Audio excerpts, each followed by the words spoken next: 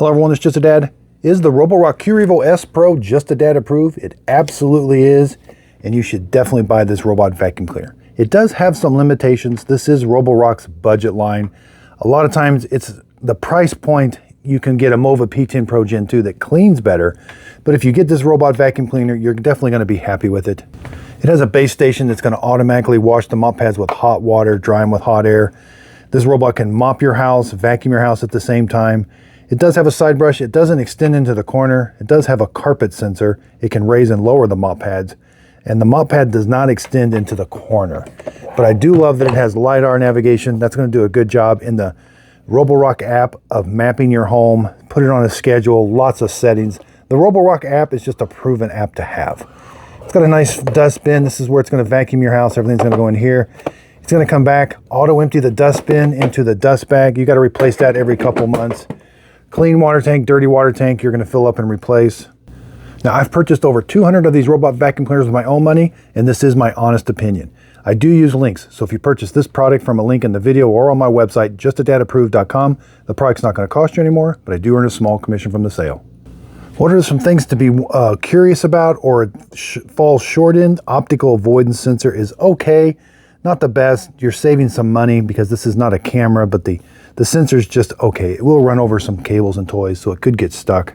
Again, no side brush that reaches into the corner, no mop pad up against the wall, so you're going to be lacking some areas that get uncleaned. Now let me show you the scorecard and how well it cleaned. Now optical avoidance is a weak point of this robot. As you can see, it did not recognize that cable and ran it over.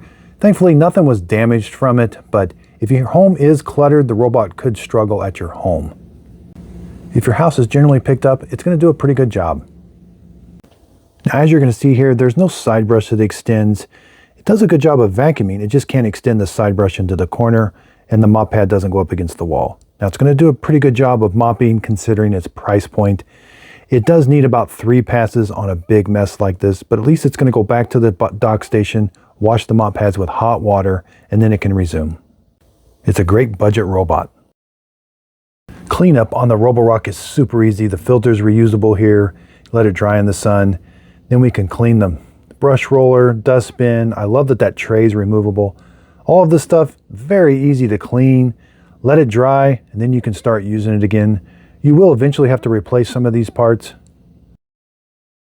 I really do love the Roborock app. It's so easy to use. It does a great job of mapping your home. Here are the white lines. You can see exactly where the robot has gone. It just does a good job. I like the different colors that it makes for different rooms. I like that you can do a vacuum only event.